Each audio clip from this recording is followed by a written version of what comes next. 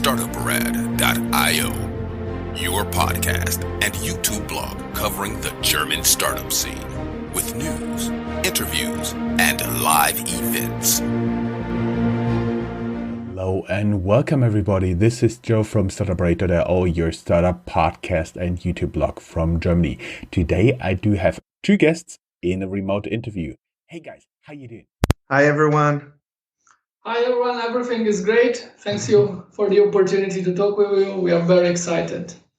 Yes, that's very great. Actually, we can tell the audience that it is our second attempt. The first attempt was totally bugged by tech. So I'm very happy to have you guys here. And I would like to welcome Pedro and Fabrizio from, as everybody can tell from your awesome background, Xperience Plus. But before we get into the startup, many people may know Pedro because he has multiple functions, including our community manager. Many people don't know Fabrizio. Can you tell us a little bit about you, about your CV, what you did in the past? Yes. So very quick overview. Let's say I had a very funny and a bit of schizophrenic training. I degreed as a genetist, so basically biology with a specialization in genetics. That's why I still love CRISP, because I can combine obviously IT and genetic. But after university, I tried some lab work. It didn't really find so exciting. So I decided my other hobby was IT. Basically, during university, I was, let's say, cracking software and reselling to my teachers, and that was a very good way to have a very nice living during university. So basically, that was my first job. After that, in 2000, I entered in the W3C, the World Web Consortium, in two different groups. Voice browsing working group and the multimodal interaction working group. Basically, the ability to interact with web at this time, or in general application, with not only your keyboard. And from there, I had a startup in Italy, and then some years later, another startup in the New York area, where I stayed basically 3 years. In the meantime, I also went a bit around the world working for different companies as a consultant in the voice. One question, because you're apparently Italian. Can you confirm one thing to us that every time bugs me? What you get in New York most of the time is American Italian food, right? It's now authentic Italian food, right? Yeah, no, honestly talking, I'm Italian that never eat Italian food abroad. That is pretty good. And just to finally close this argument in my family. Macaroni with cheese, it's the most awful thing you can find in the market. Yeah, there's a can also, but you can put the can directly on your dish if you wish. Okay, I was talking about chicken Alfredo, but I'm already pretty sure that is not Italian. But sorry, I love to take detours and lift a little bit the mood. Go ahead. No, and that's after this opportunity, I come up here in Frankfurt for supporting a startup called Connecting Talents, where I relocated 2 years and some months ago. And this is where I met Pedro. And how did it happen that you met your co-founder, Pedro? I think the first meeting was at the dinner, so very Italian, around the table with food, and we have a common friend. After that, we had other coffees, rigorous Italian coffees, in different bar here in Frankfurt. And after that, we talked about the opportunity to launch the local chapter of Singularity University that we are still managed. And after the last event, I would like to say with a nice success. And once I present him an idea that I have in my back, let's say mind for a lot of time, and he was pretty excited. So we decided to, why not? Okay, I see. I see. For everybody who knows Pedro, it's totally uncommon. He doesn't talk a lot. He's very talkative. So, Pedro, can you tell us a little bit about the startup idea? Well, I think, yeah, this friend in common that we have, I think she identified that, yeah, we as human beings have very similar traits, the immersive technologies, exponential technologies, and it was a really good match. So I think I invited Fabrizio to pitch at one of the events that I was organizing. And although the feedback from the juries was not the best or the most positive, I was pretty frustrating. I was there and I said, well, I want to work on this idea. And I think the day after, I just came to Fabrizio and said, well, I really see the potential. So let's keep in contact because, yeah, maybe when things are moving forward, maybe I can jump into the game. And it happened. So here we are. And my understanding is that you guys are working on the Internet of Senses, right? Exactly. Yeah. Exactly. Everybody knows I have a dirty mind. First thing that came to my mind is finally long distance relationships aren't that dull anymore in the future. But what you guys are actually working on? So usually when I talk and when I pitch, I say a very simple thing. In 1917, an Italian guy put audio inside silent movie, and that was the first revolution. After 100 years, we are still here, audio and video. And as you can understand, that's pretty boring and not immersive. So why we don't find a way to add the other senses? So basically smell, touch, taste, humidity, temperature, and blah, blah, blah. And this is what we are working on. So at the beginning, we started with the idea to allow people, as our massive transformative purpose say, to live unlimited realities, removing any kind of barriers. It could be geographical, it could be if you don't have enough time, if you don't have enough money, if you can't because you have some physical limitation. So why we don't allow all these people all around the world to live whatever experiences they want in a very immersive way? And we started with real-time streaming, and then now we are moving to streaming video on demand, aka YouTube, basically. And then VR. So basically what we are working on is exactly this one. Disrupt the media, the old audio and the video media, and bring the five senses in all the kind of media you can have. So basically you bring smell and taste to the experience, but you're not working on the hardware yourself. And when you said that, I thought, that's a good idea for most of the movies. But if I think about something like the Alien franchise, maybe it's not a good idea for every movie. I mean, try to think of the second Alien, if you talk about the Alien. There's some very epic scene, like, for example, when she starts burning everything. Probably you will like to feel the smell of burning eggs and burning aliens around you. Or try to understand what does it mean really to live in a place with no smell. Or what is the smell of the small planet where they land the first time? We're looking for something very, very engaging. So I'm still pretty curious to know what is the smell on other planets. Me too. One question. But you guys are working on the protocols, right?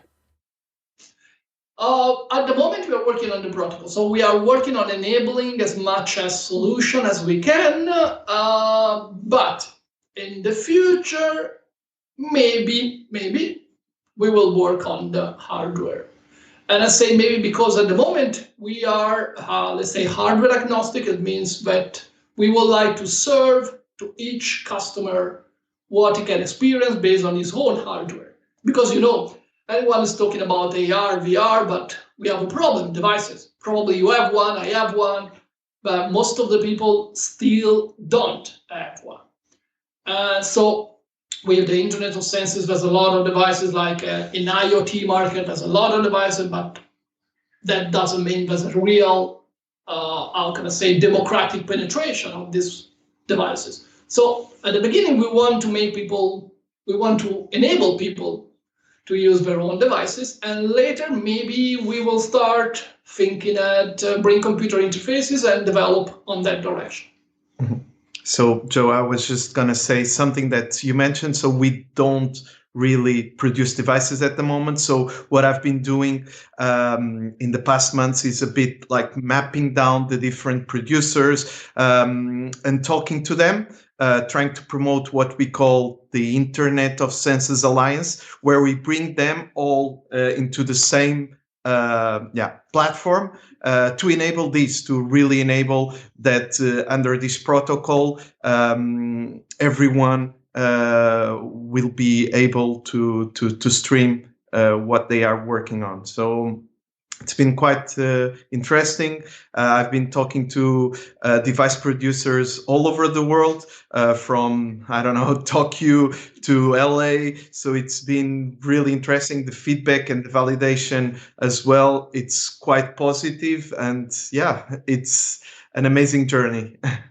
And let me get this straight. So basically, what are you guys enabling? For example, in case of Pedro, somebody can book a streaming with you at one point in the future, and you can walk along the beaches of Lisbon, for example. And if somebody wants to do something really scary, he can go with Fabrizio in the traffic of Rome, right? Exactly. So when we started, we have something that it's in the market right now. It's called Xperience Plus app. So it's the app that we developed as a marketplace to connect dreamers and doers.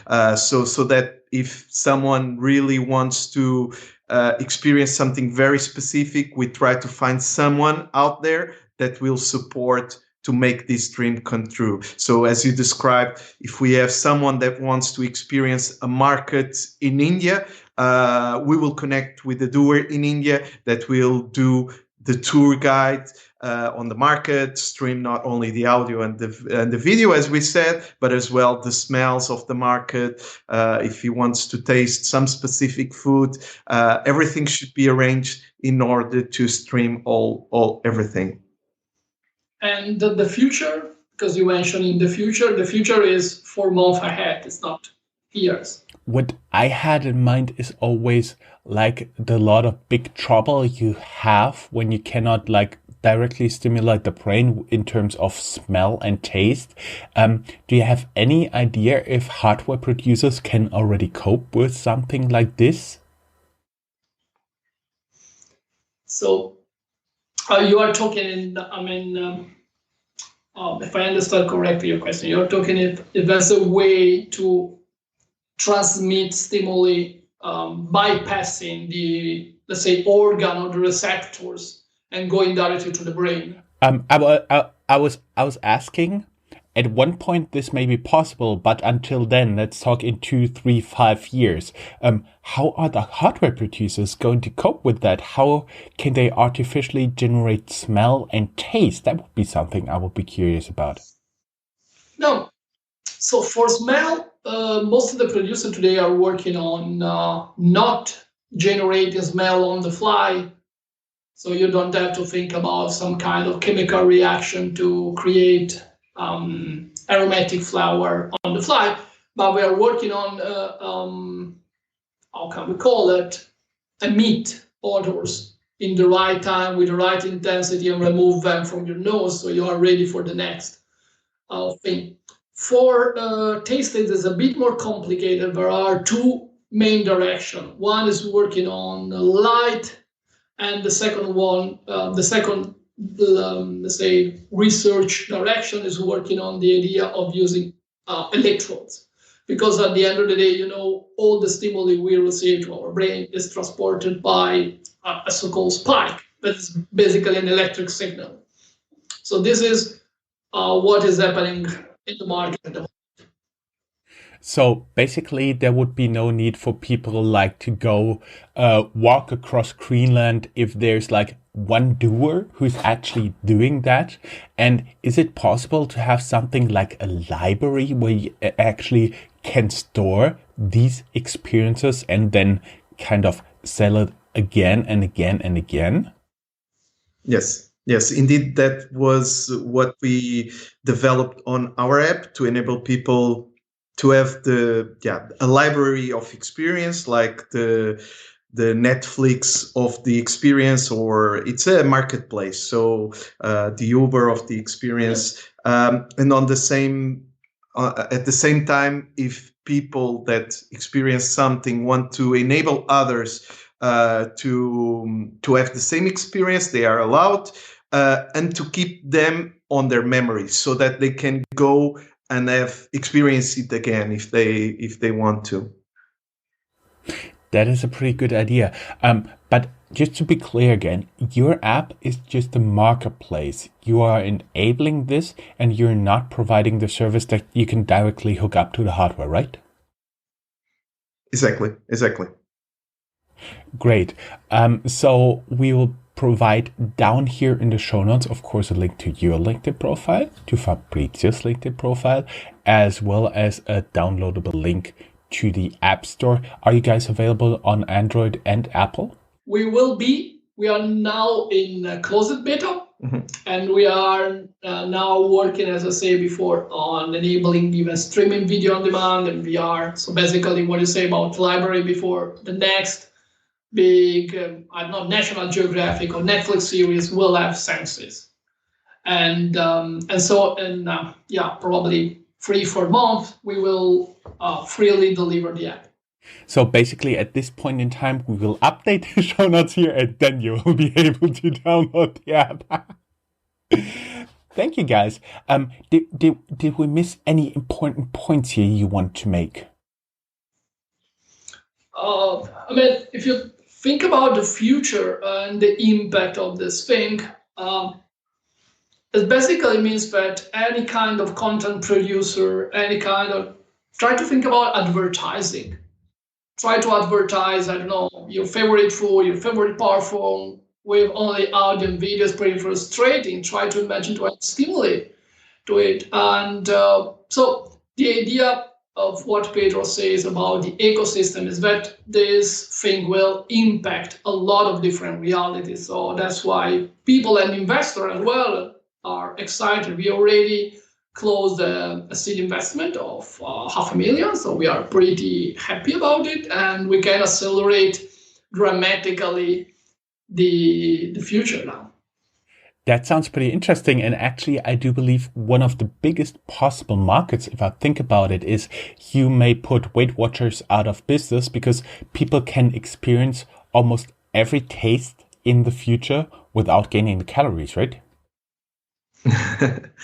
Yes. So in terms of validation or business opportunities, indeed, we in the last year have been talking to several verticals or several businesses that validated the interest and the application of this framework, let's call it. So, for example, 1 year ago, we took part of the U versus Virus, where the solution won the category for arts and culture. So we have been talking with different museums. The same goes for industries like the sports and football industry, music industry. So it's been the amount of opportunities ahead.